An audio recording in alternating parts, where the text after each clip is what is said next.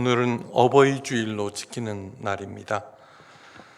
수고하신 모든 부모님들께 하나님의 큰 복과 큰 위로 임하시기를 간절히 기원합니다. 존경받는 부모가 되기 위해서는 무엇보다도 성령 충만함을 입으셔야 합니다. 그래야지 우리 자녀들을 하나님의 사람으로 올바로 키울 수가 있습니다. 지금 마태복음을 강해하고 있다가 잠시 멈추고 부활절 이후부터 성령론에 대해서 얘기하고 있습니다. 이제 저도 인생의 목회를 정리하는 시기가 점점 다가와서 가장 중요한 우리 성령님에 대해서 정리하고 마치려고 해서 성령론에 집중하고 있습니다. 오늘 모든 부모님들과 또 모든 성도들 성령에 대한 올바른 이해를 받아서 성령님으로부터 큰 지혜와 능력 또한 위로를 받으셔서 존경받는 하나님의 자녀들 되시기를 간절히 바랍니다. 우리 예수님께서 화가 잔뜩 나셨습니다.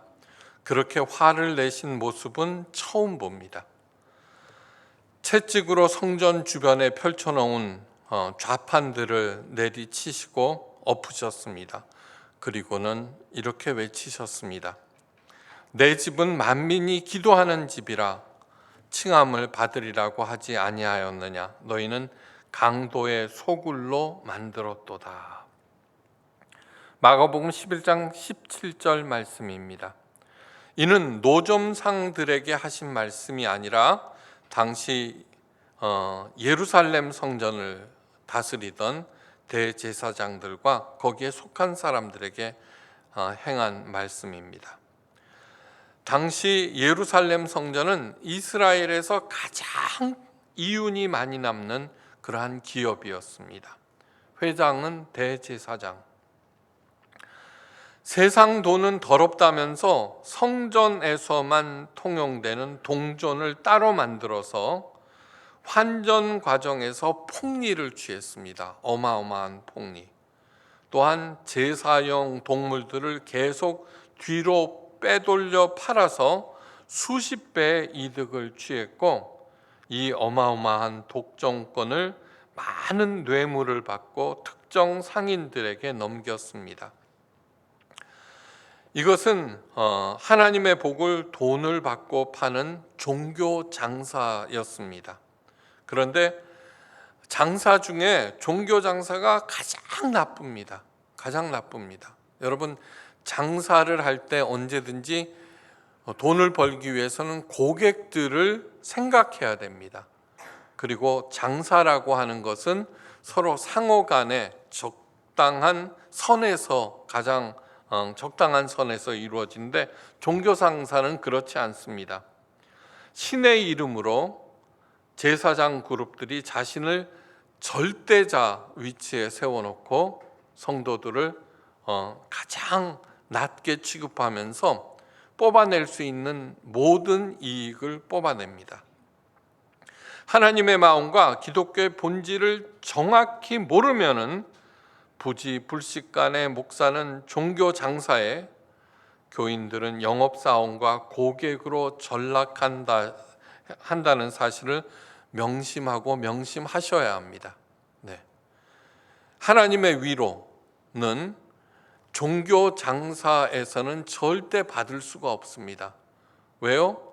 위로의 말, 신방, 이러한 기타 등등은 모두 다 봉투에 의해서 결정되기 때문입니다. 진정한 하나님의 위로와 능력과 지혜를 받기 위해서는 제대로 된 그러한 통로를 유지하셔야 한다는 얘기입니다. 이사야 선지자가 이스라엘 백성들에게 이렇게 외칩니다. 너희 모든 목마른 자들아 물러 나오라. 돈 없는 자도 오라. 너희는 와서 사 먹되 돈 없이 값없이와 포도주와 젖을 사라. 포도주와 젖은 하나님의 은혜와 복을 의미합니다. 그것을 돈 없이 값 없이 사라고 하십니다. 이 말씀은 논리적으로 전혀 맞지 않습니다. 돈이 없으면 물건을 살 수가 없습니다. 그럼에도 불구하고 포도주와 젖을 거저 얻으라 하지 아니하시고 사라고 하셨습니다. 여기에는 깊은 뜻이 담겨 있습니다. 첫째, 하나님의 은혜와 복은 모두 거저 주어집니다. 거저 주어집니다. 주는 사람도 거저 주어야 되고 받는 사람도 기쁨으로 받으셔야 됩니다.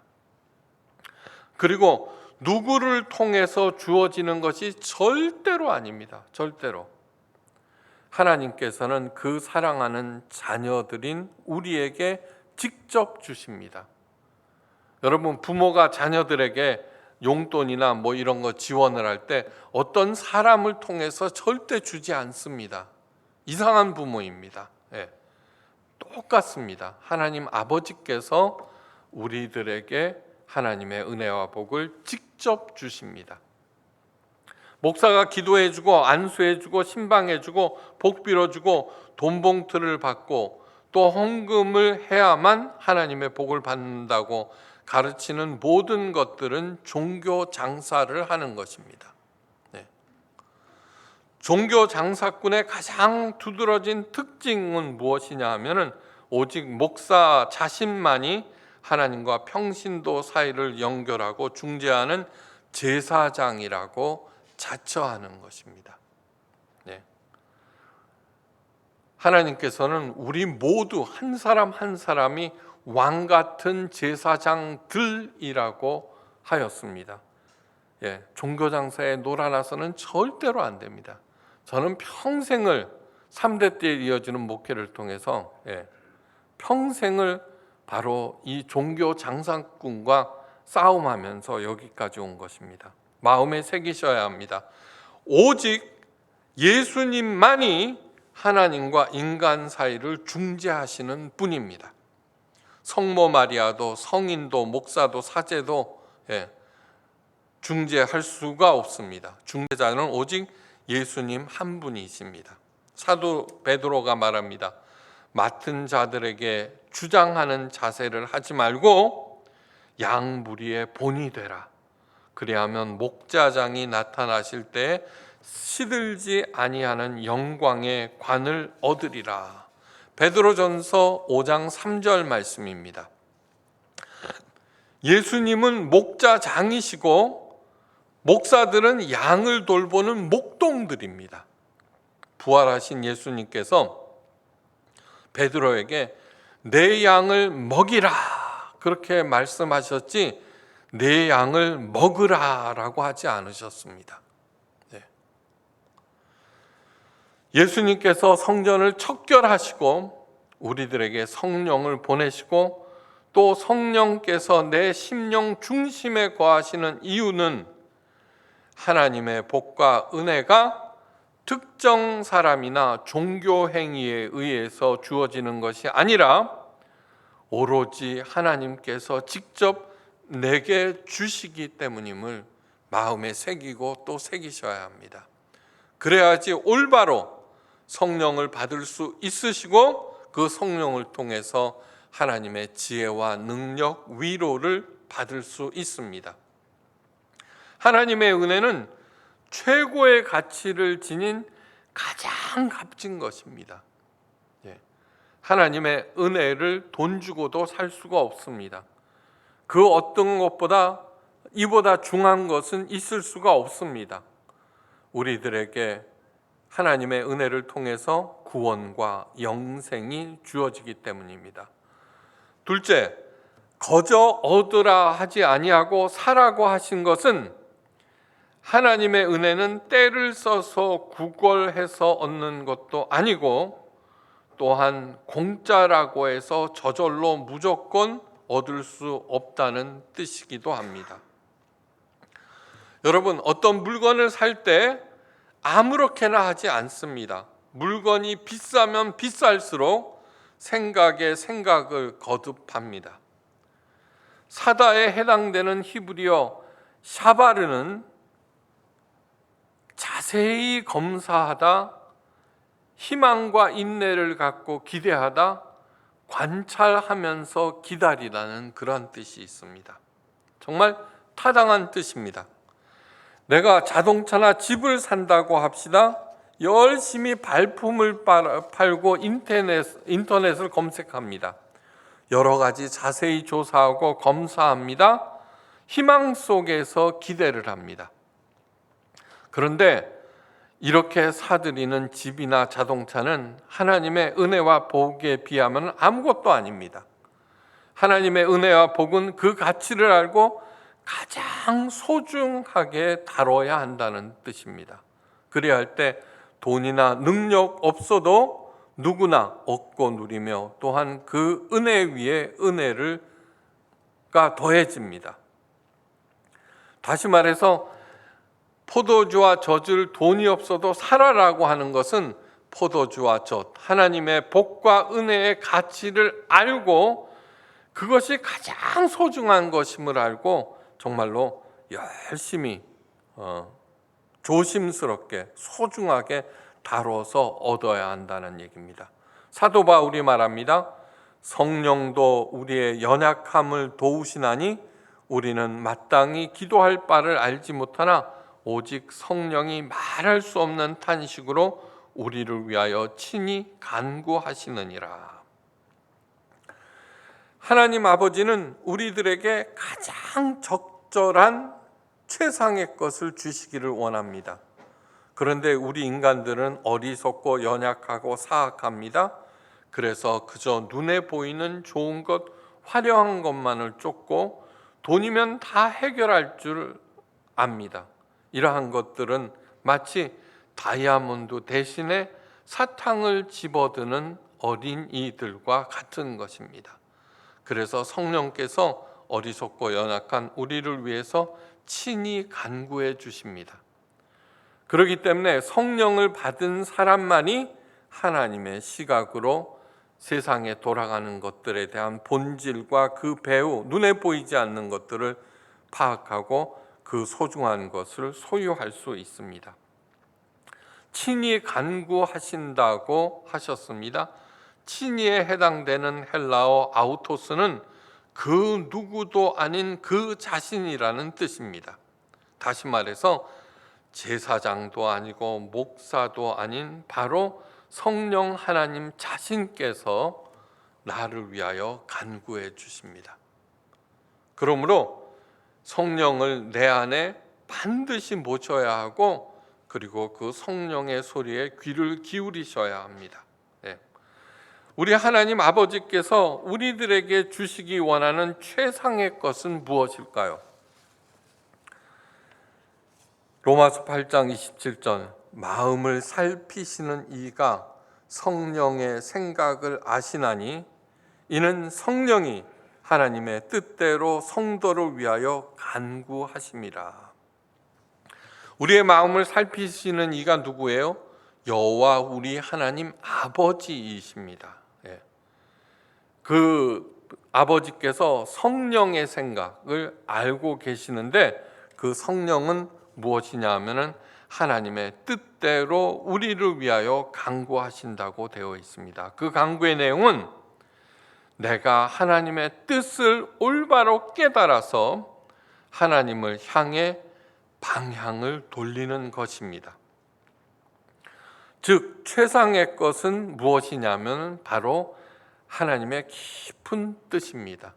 그렇기 때문에 성령의 가장 중요한 역할 중에 하나는 무엇이냐 그러면 하나님의 깊은 뜻을 통달케 하시는 영이라고 하였습니다. 그런데 우리들은 하나님의 뜻이라고 하면은 상투적으로 막연하게 받아들이거나 동쪽으로 갈까요? 서쪽으로 갈까요? 세탁소를 차릴까요? 햄버거 집을 차릴까요? 라는 식의 응답을 떠올리고 종교 장사꾼들은 또 열심히 간구하면 그것을 가르쳐 준다고 선전하고 있습니다. 그러나 그렇게 받아들이는 것 자체가 천박하기, 경박하기 이를 데 없는 행태입니다. 포에마 성도들만은 그러지 않기를 간절히 바랍니다. 오늘 우리들은 최악의 상태에 처한 한 사람이 하나님의 깊은 뜻을 깨닫는 과정, 그것을 볼 것입니다. 그의 이름은 엘리야입니다. 때는 아합 왕 통치 시절, 그런데 아합 왕은 사악한 아내 이세벨의 꼭두각시 노릇을 하고 있는 바보 왕이었습니다. 엘리야는 우리가 잘 아는 대로 갈멜산에서 이세벨 수하의 바알 제사장 450명과 아세라 제사장 400명을 상대로 여호와 우리 하나님 아버지께서 유일하신 분임을 온 이스라엘에 증거한 위대한 예언자입니다. 그러나 사악한 이세벨이 가만 있을 리가 없습니다. 엘리야는 이세벨의 칼을 피하여 멀리 광야로 도망쳤습니다. 그리고는 로뎀 나무의 초라한 그늘에 지친 몸을 맡기고 하나님께 간구를 합니다. 그 간구의 내용은 여호와여 넉넉하오니 지금 이 생명을 거두소서입니다. 그만큼 절망하였고 상황이 암담하였기 때문입니다. 그런 그에게 하나님께서 누군가를 보내서 음식과 물을 보내셨고 그 음식과 물을 먹고 기운을 차린 엘리야는 하나님의 산으로 불리는 호렙산에 당도하여서 한 동굴에 숨어들었습니다. 얼마나 지났을까? 엘리야야 내가 어찌하여 여기 있느냐는 하나님의 음성을 듣게 됩니다. 성경은 당시를 이렇게 묘사합니다. 엘리야가 그곳 굴에 들어가 거기서 머물더니 여호와의 말씀이 그에게 임하여 이르시되. 현재 엘리야는 죽기를 원할 정도로 그 상황을 참담합니다. 시련이나 고난이나 안일과 나태 가운데 있는 사람이 새롭게 변화되는 것은 기적이 아닐 수 없습니다. 대부분의 사람들은 그 상황에 휘둘리다가 거품처럼 사라져 버립니다. 그것이 나약하고 얄팍한 우리 인간들의 부인할 수 없는 실존입니다. 한번 되돌아보십시오. 숱한 일을 겪고 지금 이 자리에 앉아 있습니다. 내가 결심하고 결단하고 대처하고 참고 견디며 마침내 이겨낸 것입니까? 절대로 그렇지 않습니다. 휘둘리는 상황에서 그렇게 시간이 흐르고 지나가는 동안 나도 모르는 사이에 일이 해결되고 그래서 여기까지 온 것입니다. 세상 사람들은 세월이 약이라며 모두 어떤 우연들이 모여서 되었다고 말하고 있지만 우리들은 되돌아보면 모두 다 하나님의 도우심과 큰 은혜였음을 알게 됩니다. 엘리야는 신앙의 맹장 중에 맹장입니다.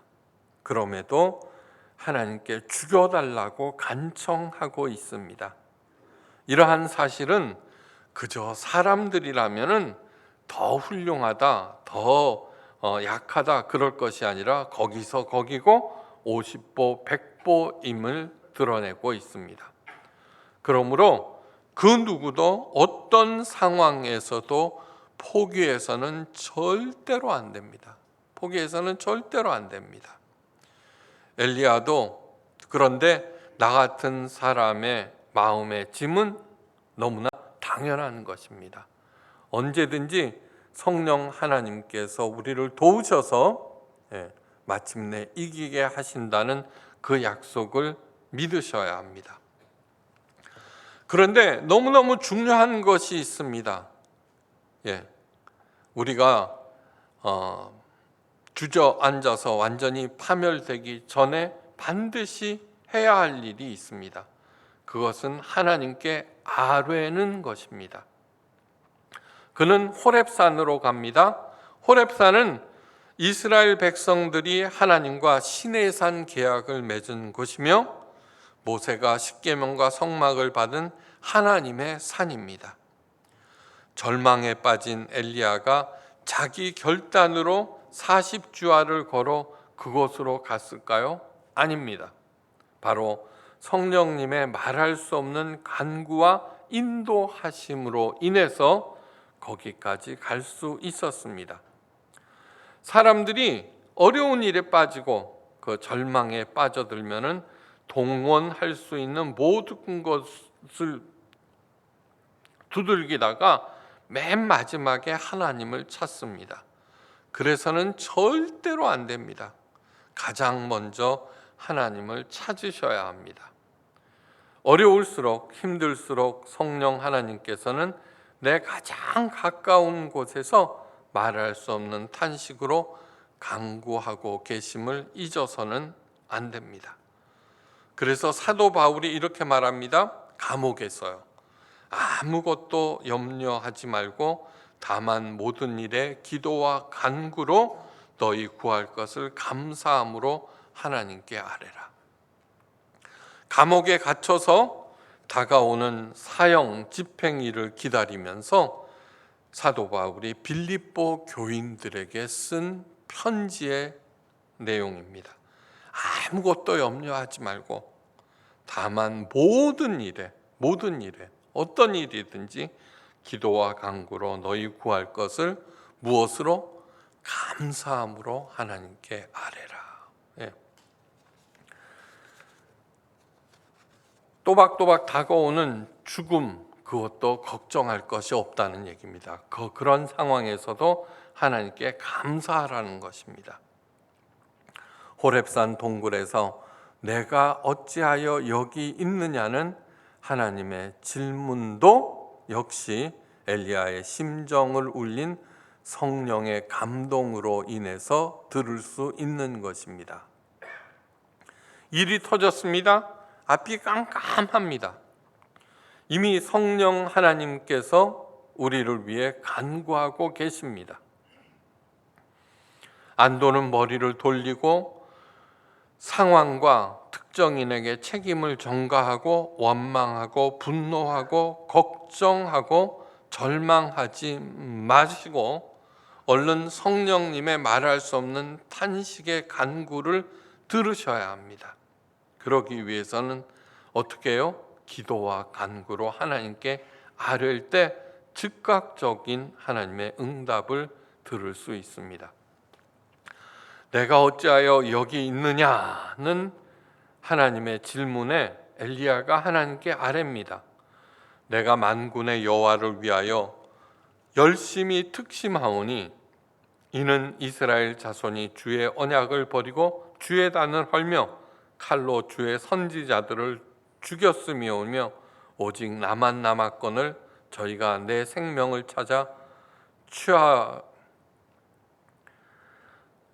원하나이다. 이렇게 대답합니다. 그런데 하나님께서는 엘리야의 간구에 아무런 대답을 하지 않으셨습니다. 다만 너는 나가서 여호와 앞에서 산에 섰거라 라고 답하십니다. 이 얘기는 그래 죽지 말고 하나님과 독대하거라 라는 뜻입니다. 그래서 엘리야는 하나님의 산을 향하여 섰습니다. 그럼에도 하나님으로부터 아무런 응답을 받지 못합니다. 대신 강한 바람이 산을 자르고 바위를 부쉈고 바람 후에는 큰 지진이 일어나서 온 천지를 흔들었습니다. 지진 후에 모든 것을 사르는 엄청난 불이 일어났습니다. 산천초목을 태웠습니다.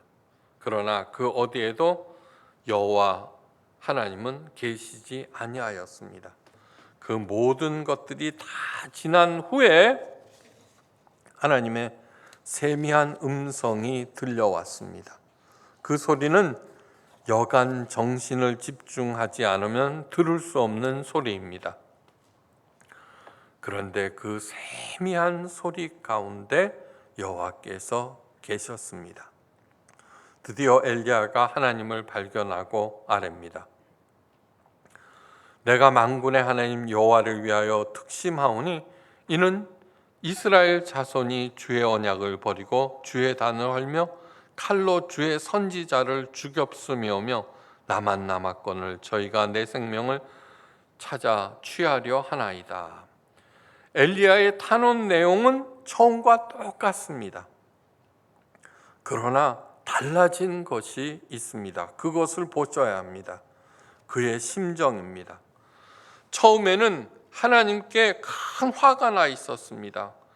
내가 목숨 걸고 그 바알 제사장들과 또 아합과 이세벨과 대항하여 싸웠거늘 그래서 그 위대한 일을 이루었는데 하나님께서 왜 이세벨을 그냥 내버려 두십니까? 차라리 날 죽여 주십시오 라는 심령입니다. 그러한 심령이 바로 강한 바람이었고 지진이었고 모든 것을 태우는 불이었습니다. 그 심정으로는 가장 중요한 하나님의 뜻을 헤아릴 수도 볼 수도 들을 수도 없습니다. 그러나 지금은 다릅니다. 전지전능하신 사랑의 하나님께 자신의 아픈 심정을 겸손히 아뢰고 있습니다. 내가 하나님을 진심으로 사랑합니다. 이스라엘 백성들이 그럼에도 갈 길을 잃고 있습니다. 저는 큰 위험에 빠져 있습니다. 하나님 아버지 도와주십시오. 억울해하는 사람, 기고만장한 사람, 뻐기는 사람, 통곡하는 사람, 화를 못 이겨 길길이 뛰는 사람, 편견에 사로잡힌 사람, 탐욕으로 이글거리는 사람은 절대로 하나님을 보지도 못하고 그분의 세미한 음성을 듣지도 못합니다. 십자가의 마음을 집중하며 오직 하나님의 도우심을 바라는 사람, 나는 정말 이 문제를 내 힘으로는 절대로 해결할 수 없음을 알고 십자가 앞에 무릎을 꿇는 사람, 주님께서 말씀하신 심령이 가난한 사람들만이 하나님의 세미한 음성을 들을 수가 있고 그분으로부터 지혜와 능력 그리고 큰 위로를 받을 수 있습니다. 성령님은 내가 시련으로 지쳐 있을 때, 어찌할 바를 모르고 있을 때, 억울함과 분노로 치를 떨고 있을 때, 죄책감으로 몸서리를 치고 있을 때 내 가장 깊은 곳에 이미 계셔서 나를 조용히 감동시키고 계십니다. 성령께서는 낙담한 나에게 모든 필요에 대한 풍성한 은혜가 이미 하나님의 약속 안에 들어있음을 상기시킵니다. 하나님께서 말씀하십니다. 너는 nim시의 아들 예후에게 기름을 부어 이스라엘의 왕이 되게 하라. 엘리사에게 기름을 부어 너를 대신하여 선지자가 되게 하라. 이 무슨 말씀입니까? 새로운 사명을 주신 것입니다. 네. 죽여달라고 간청하는 엘리야에게 위로는커녕 새로운 사명을 주신 것입니다. 새로운 숙제.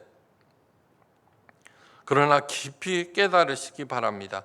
이러한 과정을 통해서 엘리야는 이미 하나님의 큰 위로를 받았고 그것을 알고 계시는 중심을 보시는 하나님께서 새로운 사명을 주신 것입니다. 요즘 사는 것이 너무너무 힘들고 녹록지가 않습니다.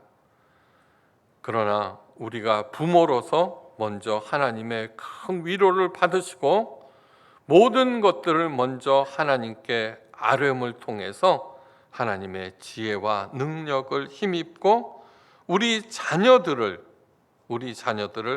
새로운 하나님의 제사장들로 세울 새로운 사명을 감당하셔야 합니다. 엘리사에게 기름을 부어 너를 대신하여 선지자가 되게 하라. 마지막으로 성령 하나님께서는 나를 올바른 목적, 나를 차라리 죽여달라는 절망감에서 남을 살리는 방향으로 향하게 하십니다. 그리하여 나를 절망시키는 시련과 고난까지도 장차 합력하여서 큰 선을 이루도록 하시는 것이 성령께서 하시는 큰 사역입니다. 사도 바울이 결론으로 말합니다. 또 미리 정하신 그들을 또한 부르시고 부르신 그들을 또한 의롭다 하시고 의롭다 하신 그들을 또한 영화롭게 하셨느니라. 우리가 이 자리에 앉아 있는 이유는 하나님께서 태초에 미리 정하셨기 때문이고, 살아오는 동안 어느 날 내 심령을 통해서 나를 부르셨고, 그래서 주 앞으로 나올 때 의롭다 하시면서 마침내는 우리를 영화롭게 하실 것이라는 것입니다. 사랑하는 여러분, 기쁜 일이 없는 이 시대, 불안과 두려움만이 활개치는 이 시대에서도 아무 걱정하지 마십시오. 서서히 다가오는 처형 날짜 속에서도 사도 바울은 감사함으로 기도와 간구로 하나님께 아뢰고 있다는 것을 잊지 마십시오. 왜냐하면 이미 성령께서는 그 해답과 방향, 우리가 어디로 가야 할지를 알고 계시기 때문입니다. 그분이 나와 우리 모두를 위해서 하나님께 이미 간구하고 계시기 때문입니다.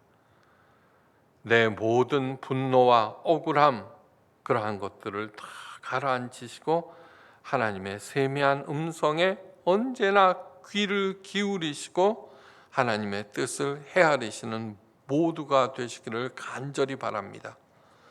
내가 할 수 있는 일을 찾고 또한 무엇이든지 묵묵히 행하실 때 반드시 하나님 아버지께서는 우리 한 사람 한 사람을 하나님의 영광으로 영화롭게 하실 것입니다. 오늘을 이기시기를 주의 이름으로 간절히 축원합니다. 기도하십니다. 우리에게 위로를 주시는 성령 하나님이 있기에 우리는 어떠한 상황에서도 감사함으로 하나님께 아뢰 수 있습니다. 그 일을 기쁨으로 수행하고 있는 세상의 모든 부모님들과 수고로 자녀들을 키울 때 성령 하나님께서 새 힘과 지혜와 능력을 허락하셔서 엘리야에 이어 엘리사가 하나님의 위대한 선지자가 되었듯이 나의 대를 이어 내 자녀들이 하나님의 가장 큰 사랑을 받는 하나님의 자녀들이 되게 하옵소서. 머리 숙여 진심으로 감사드리며 모든 말씀 우리 주 예수 그리스도의 크신 이름으로 간절히 기도하옵나이다. 아멘.